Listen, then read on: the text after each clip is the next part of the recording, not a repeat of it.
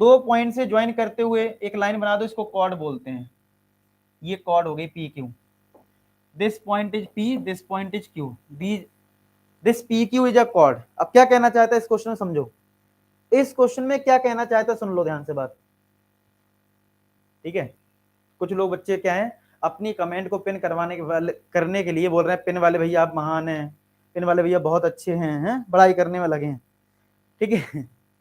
तो क्या लिखा है इस क्वेश्चन में, prove that tangent drawn at the end point of chord. ये अगर कॉर्ड है, इसके एंड पॉइंट से अगर हम टेंजेंट ड्रॉ कर दें, क्या कर दें, टेंजेंट ड्रॉ कर दें, ये टेंजेंट ड्रॉ कर दी, देखो ये और ये हमने टेंजेंट ड्रॉ कर दी।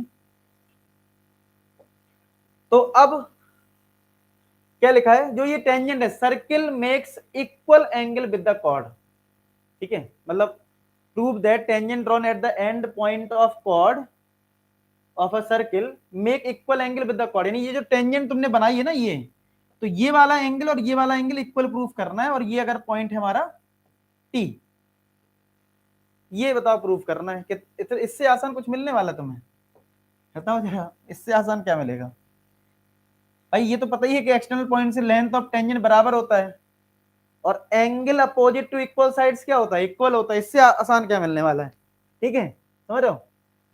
आइसोसेलेस ट्रायंगल तो ये ऑलरेडी है ना, बताओ अगर चलो इसको सेंटर से ज्वाइन कर भी दूं तो क्या फर्क पड़ जाएगा, लो कर लिया ज्वाइन। हमें प्रूफ क्या करना है, प्रूफ तो बहुत आसान है। अगर मैं ट्रू प्रूफ की बात करूं तो ट्रू प्रूफ में मुझे क्या करना है इस क्वेश्चन में, ट्रू प्रूफ में मुझे यही तो करना है कि angle T P Q, angle T P Q जो है वो एंगल टी क्यू पी के बराबर, यही तो प्रूफ करना है, यस और नो, यही प्रूफ करना है ना, ठीक है। अगर मुझे ये प्रूव करना है तो बस इसमें है ही क्या, कुछ भी नहीं है यार।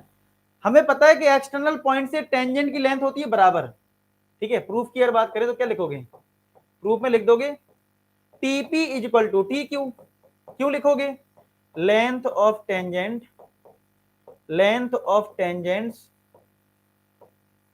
From an external point are equal, length of tangents from an external point, from an external point, from an external point are equal.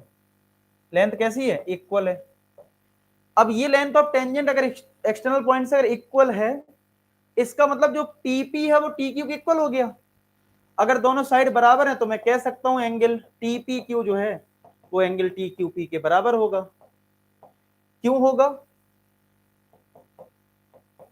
क्यों होगा ये बराबर, angle opposite to equal sides are equal. क्या लिखोगे, angle, angles opposite to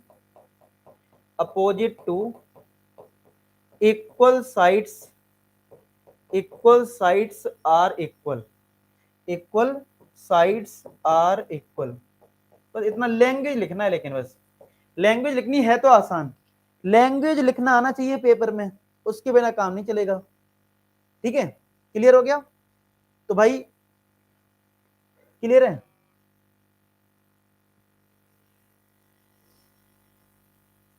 clear हो गया।